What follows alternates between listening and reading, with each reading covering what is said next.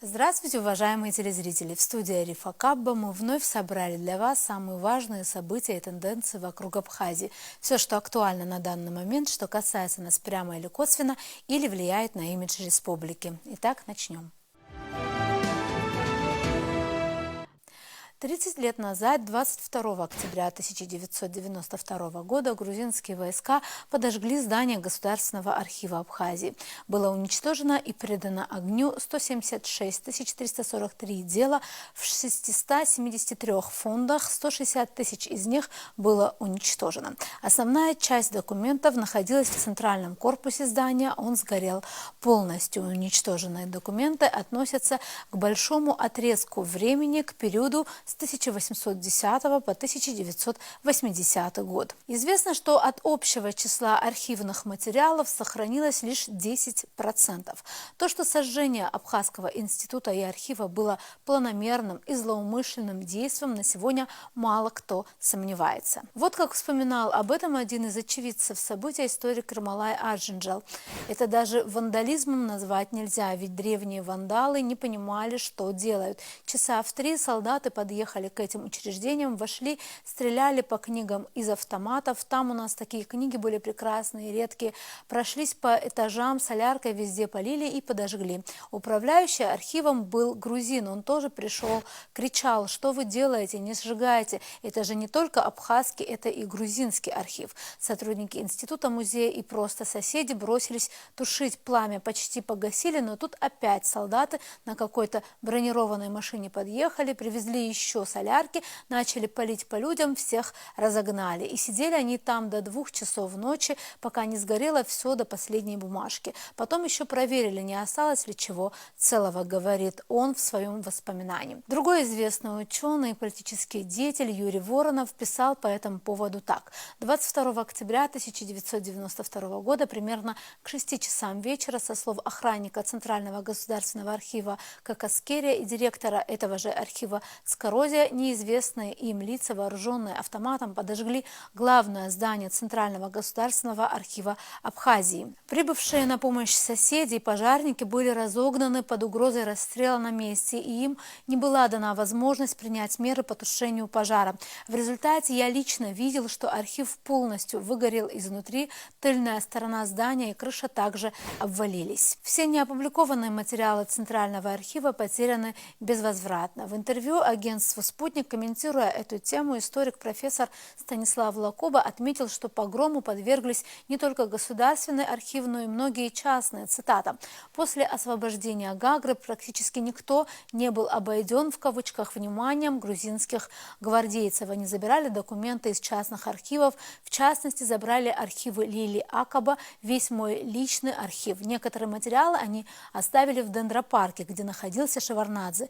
И чудом одна женщина, абазинка, сохранила их, перепрятав в этом же здании. После войны эта женщина вышла на меня, и мой архив был возвращен», рассказал Станислав Лакоба. Стоит также отметить, что еще до начала Отечественной войны народы Абхазии особо ценные документы были переведены в микрофильмы и фотокопии. Вопрос декодировки этих цифровых носителей был поставлен на одном из раундов женевских дискуссий, и эта инициатива получила там поддержку, что в итоге помогло восстановить часть важных документов и материалов об Абхазии.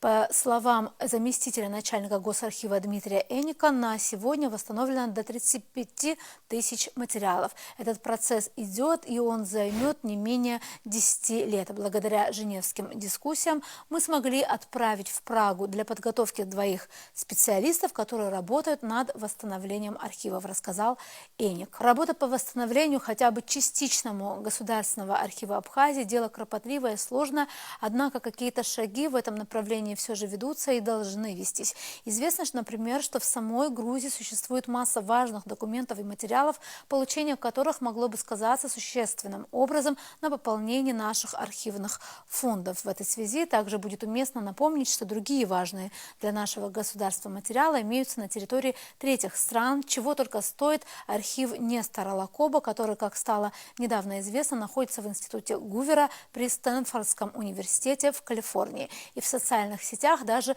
распространялась ссылка на опись документов, хранящихся там. О теме важности восстановления архивов и о том, какая работа должна вестись в этом направлении на разных уровнях, мы поговорили с историком Николаем Трапш. Здравствуйте, Николай. Рада вас видеть в очередной раз. Здравствуйте, Аифа, тоже очень рад вас видеть. Николай, сегодняшняя наша тема в основном посвящена дате 30 лет со дня сожжения Государственного архива и института. Как вы знаете, это очень важно, я думаю, для историков, и не только историков, в момент очень трагичный для многих из нас. И вот 30 лет прошло с той даты, ну, понятно, это было 22 октября, но я думаю, что это не играет роли, в октябре 92 года. Кстати говоря, комментируя этот момент, многие грузины в Грузии отрицают, что этот архив, он был сожжен целенаправленно, что, дескать, была война, и вот в результате войны все это произошло. Вот ваше отношение к этому? Ну, мое отношение к этому такое. Списывать на войну можно все что угодно, можно там 1000 человек убить и сказать, да вот война была, там случайно они под огонь попали и поэтому погибли. А если это действительно военная случайность, то почему другие здания, там находившиеся рядом в центре Сухума, тоже не были сожжены? Если это самодеятельность там людей из Мхедриони или из Национальной гвардии, то почему она вдруг обратилась на два таких центра, скажем так, культурных, научных, просветительских, а не обратилась, там, скажем, на близлежащее здание там, театра, например, или на гостиницы там какие-то, или на, скажем, комплекс зданий, там, которые связаны с деятельностью органов власти и управления. То есть ясно, что самодеятельность самодеятельностью, но за всем этим процессом просматривается четкая логика. То есть логика, связанная с лишением исторического наследия, с лишением исторической памяти, ну и потенциально тех аргументов, документов, которые могли бы подтверждать или работать на дело там, абхазской независимости или на просто обоснование возможности существования абхазского народа, абхазского государства.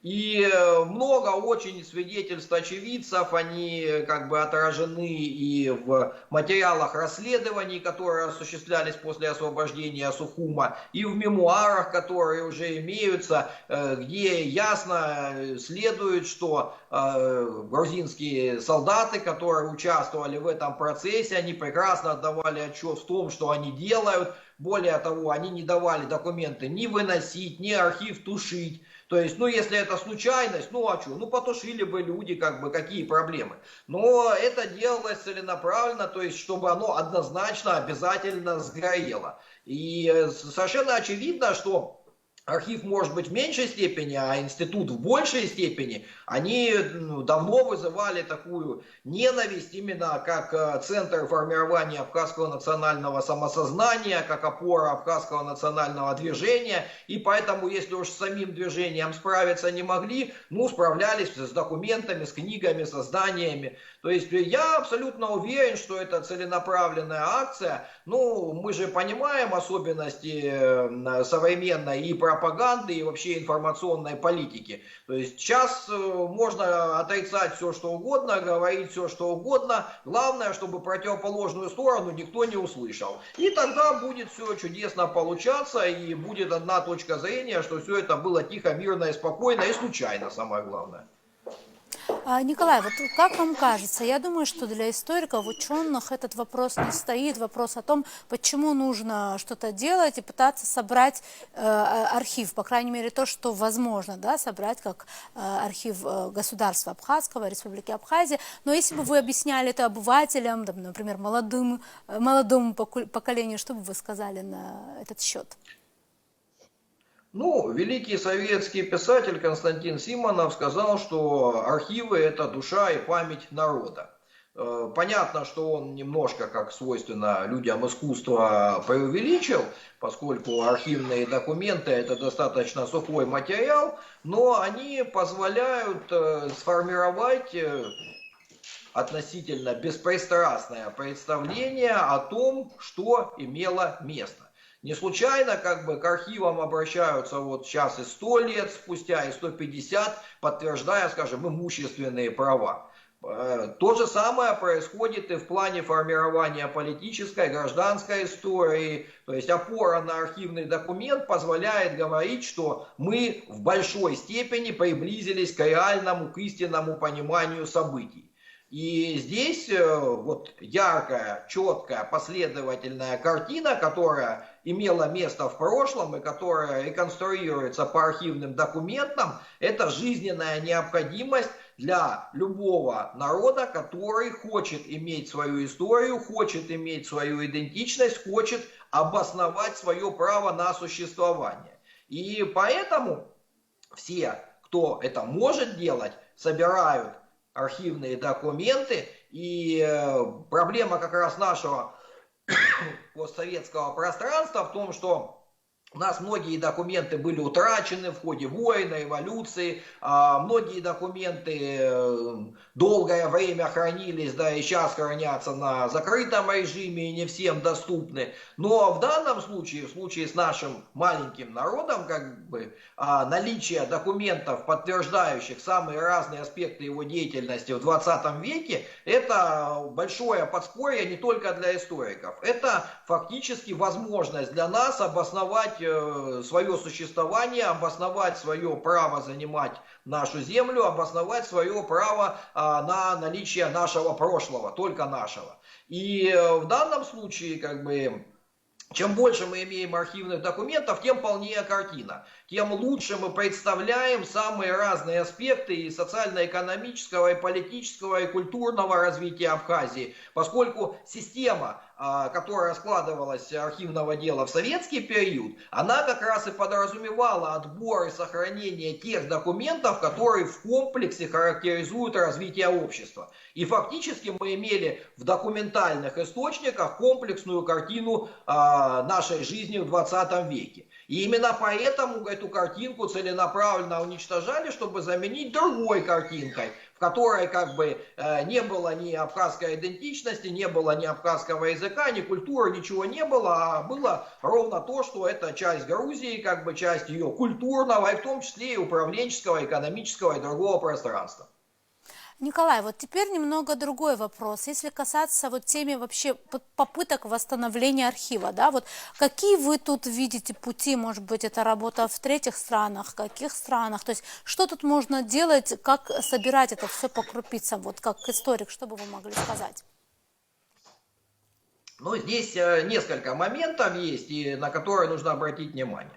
Во-первых, есть очень хороший опыт Чеченской республики, которая пережила, как мы знаем, 2 чеченские войны, и после этого как бы архивы были полностью утрачены, и на сегодняшний день, ну, процентов, наверное, на 90 они восстановлены с использованием цифровых носителей. То есть в том числе, допустим, Государственный архив Ростовской области, у нас хранятся документы по 20-30 годам 20 века по Азово-Черноморскому краю, по Северокавказскому краю. Вот мы эти фонды полностью перевели в цифровой формат и передали нашим чеченским коллегам. Точно такую же работу они проделали в архивах Москвы, Санкт-Петербурга, субъектов, которые находятся на юге России. Ну и таким образом, конечно, не в полном объеме, то есть вот эти 10% восстановить, конечно, не удастся.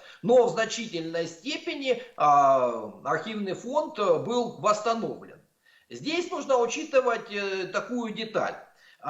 Есть как бы архивные документы, обладающие юридической силой, есть не обладающие в данном случае. Вот то, что восстановлено, это, естественно, юридической силой обладать не будет, потому что это не документ, а его электронный образ. Но если мы это рассматриваем в научных, в культурных, в образовательных, в просветительских целях, то этого вполне достаточно. И это хороший вариант, который, опять же, с учетом развития информационного общества и цифровых технологий, может быть доступен обществу. То есть эти документы можно выкладывать и делать доступными самым широким как бы слоям интересующихся. Не только ученых там или не только представителей там, органов власти и управления, но и тем, кто вообще хочет увидеть, ну, что называется, живую, подлинную историю Абхазии в документах. А сейчас активно эта работа ведется, и при участии абхазских ученых, и при участии абхазской диаспоры в Москве, и при участии абхазского студенчества в Москве. И все время как бы выявляются документы, которые характеризуют историю Абхазии в центральных государственных архивах Российской Федерации, ну или в федеральных архивах, как мы их называем. Ну и, соответственно, эти документы затем перемещаются и в цифровой форме сейчас присутствуют. Поэтому абхазские архивисты действительно тоже ведут большую работу по консолидации этого материала и обеспечению его доступности. А другое дело, ну, понятно, по многим причинам наши ресурсы абхазские не сопоставимы, там, скажем, с ресурсами Чеченской Республики и с возможностями политическими. У нас возможности и финансовые, и организационные, они достаточно ограничены. То есть одним энтузиазмом, как бы, ну, эту проблему решить не удастся. То есть здесь нужно как бы взаимодействовать активно на государственном уровне с соответствующими институтами Российской Федерации, прежде всего с Федеральным архивным агентством. Рамочный договор наш позволяет это взаимодействие организовать, потому что можно и нужно организовать потенциальный поиск выявления документов и в архивах субъектов Российской Федерации, да и по федеральным архивам дополнительная помощь со стороны российских архивистов, безусловно, не помешала бы. Я не буду как бы строить очень оптимистичный сценарий, что мы сможем восстановить там 90 или там, скажем, даже 80%, но даже если мы восстановим 50-60% архивных документов, которые имеют отношение к истории Абхазии, или привлечем новые, дополнительные, и будем их иметь в своем архиве, то это будет большой вклад. Здесь же мы должны иметь в виду, что некоторые документы, они по большому счету уникальны. То есть, допустим, в каждом архиве есть фонды личного происхождения. Они не копируются, никуда не передаются, дублетность не допускается. Поэтому мы с сожалением можем признать, что вот эти документы, ну, к сожалению, безвозвратно потеряны. То есть здесь мы никак их восстановить не сможем. То же самое касается и многих управленческих документов, поскольку отбор их на государственное хранение осуществляется так, чтобы не было дублирования. И те документы, которые многие родились внутри Абхазии и не имели значения выходящего за пределы тогдашней, скажем, Абхазской автономной республики, они тоже, к сожалению, будут утрачены. Но многое можно восстановить и где-то компенсировать наши потери привлечением и введением в широкий доступ новых документов, которые, скажем, в том, к несчастью, сгоревшем архиве не находились, но они отражают историю, культуру Абхазии, и это будет важно. То есть перспектива здесь есть, надо как бы работать, и вот этот общественный как бы порыв, или как сейчас модно говорить, волонтерский такой, нужно поддержать на государственном уровне более усиленно, более эффективно, поскольку это вопрос, имеющий значение для всего народа, а не только там для историков или интересующихся региональным историческим процессом. Да. Николай, еще один вопрос. Вот как вам кажется, вот перспективы того, что когда-нибудь в этом будет, ну скажем так, сотрудничать и Грузия? Вот если на женевских дискуссиях удалось договориться о какой-то, да, вот, о какой-то работе вот в этом плане, там, например, с архивами, есть ли вообще вероятность того, что, на ваш взгляд, Грузия будет давать нам какие-то важные для нашего архива документы? Насколько это реально, как вам кажется? Здесь ситуация следующая. Вопрос, конечно, очень интересный. Если мое мнение чисто в политическом смысле, то я думаю, что в обозримой перспективе при сохранении нынешней ситуации рассчитывать на то, что на государственном уровне Грузия будет не то что содействовать, а просто мешать даже не будет этому процессу, ну, я очень сильно в этом сомневаюсь. Там сидят на самом деле очень грамотные, квалифицированные, опытные люди, которые не хуже нас понимают значение этих документов и для обоснования абхазской государственности, ее существования, и для вообще существования национальной идентичности абхазов. Другое дело, что грузинские архивы не представляют собой какое-то закрытое пространство. И если, предположим, ну, нам с вами будет, наверное, проблематично, мы как только попадем туда, даже если нас в архив пустят, все равно все то, что мы будем делать или вдруг копировать, оно будет под таким колпаком, что называется. Но очень многие как бы народы использовали соответствующие как бы возможности, не афишируя сугубо эту деятельность. Ну, можно привести пример, когда Индия еще была британской колонией, многие представители Индийского национального конгресса целенаправленно посещали британские архивы и копировали, ну тогда еще теми средствами, которые были возможны, там, скажем, средствами литографии, многие документы, которые теперь являются частью архивного фонда Индии, и которые активно используются и в просветительских, и в научных, и в политических целях. Поэтому здесь, конечно, требуется большая организационная работа для того, чтобы, возможно, привлечь нейтральных исследователей к выявлению и копированию особо ценных, важных документов. Но такая работа вполне возможна. Но говорить о том, что вот как в случае, допустим, с Федеральным центром России и Чеченской Республикой как бы будут созданы все условия и будет поддержка и финансовая, и организационная, ну, я думаю, в ближайшей перспективе нет. Ну, если, конечно, Абхазия не войдет в состав Грузии, во что я не верю. А в других случаях очень сомнительно.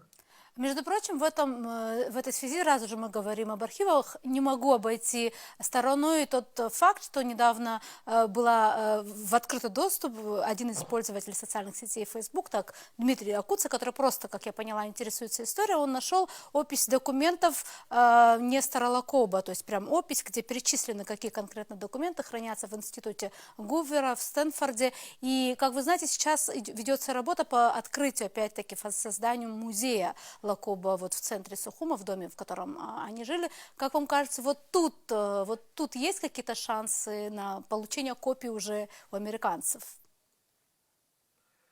Ну, я в данном случае считаю, что если у нас такая задача будет стоять, то весь вопрос в технической и организационной стороне этого процесса. А американские архивы, они достаточно открыты, ну, в том смысле, что если это не касается текущей, скажем, какой-то политической ситуации, вряд ли, как бы, какие-то препятствия могут возникнуть, ну, кроме, пожалуй, одного. Вот если мы из этого сделаем колоссальную информационную кампанию, что собрались, поехали там копировать эти документы, то, конечно, грузинское посольство не пойменет вмешаться, и с учетом нынешних реалий и взаимоотношений между там и Россией, ну, Абхазию там от России сейчас не отделяют, и Западом, то там возможны проблемы. Если это просто делать в рамках волонтерской инициативы, но подчеркну, она должна быть поддержана финансово, то есть это не должно быть так, вот кто-то увлекся, ну вот и занимайтесь этим вопросом. То есть это должен быть вопрос принципиальный для, опять же, абхазского государства. Ну, скажу крамольную вещь. Ну, коль скоро мы тратим средства на то, чтобы поддерживать свои представительства, там, скажем, в Венесуэле или в Никарагуа, ну, уж можем, наверное, изыскать не очень большие средства для того, чтобы постепенно, не за один месяц, там, может быть, этот фонд посмотреть и скопировать. У нас есть достаточно талантливые молодые как бы специалисты, которые историки могли бы поехать, посмотреть, отобрать. Возможно, что и не все нужно копировать, то есть есть вещи первоочередные, скажем.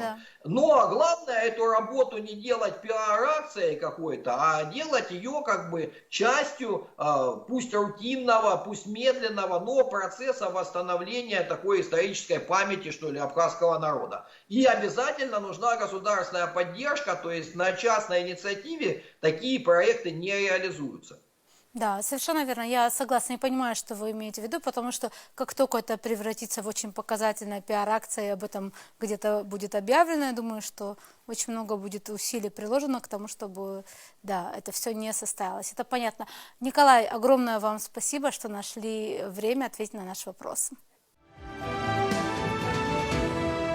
К другим новостям. Турция в настоящий момент превращается в крупный газовый хаб, на который рассчитывают другие государства. Об этом 23 октября заявил турецкий президент Реджеп Таyyip Эрдоган. По его словам, если бы Анкара пошла на поводу критиков, то сейчас ей пришлось бы, как властям стран Европы, думать, как пережить приближающуюся зиму. Но Турция поступила иначе, вследствие чего проблем с газом у страны нет. Стоит напомнить, что ранее российский президент Владимир Путин, комментируя акты подрывов на газопроводах «Северный поток», выдвинул инициативу переместить транзит газа в Черноморский регион и Турцию, создав на границе этой страны с Евросоюзом крупнейший газовый хаб. Неделю назад Эрдоган, выступая в парламенте на заседании фракции правящей партии «Справедливости и развития», подтвердил, что международный газовый хаб для поставок российского газа в Европу в Турции будет создан. Мы договорились с Владимиром Путиным о создании у нас газового центра, через который природный газ, как он сам говорит, можно будет поставлять в Европу. Таким образом, Европа будет заказывать газ в Турции, сказал Реджеп Таyyip Эрдоган. Ранее турецкий президент уже говорил местным СМИ о том, что Анкара поддерживает идею президента России, ее необходимо осуществить в кратчайшие сроки, и регионом станет Фракия в европейской части Турции, где проходит турецкий поток. Впервые Владимир Путин озвучил идею газового хаба в Турции во время форума «Российская энергетическая неделя» на прошлой неделе. Он предложил построить дополнительную инфраструктуру, по которой можно перенаправить объемы, выпавшие из-за диверсии на Северном потоке. После этого российский лидер встречался с президентом Турции в Астане. На этом сегодня все. Мы будем продолжать держать руку на пульсе событий. До новых встреч в эфире.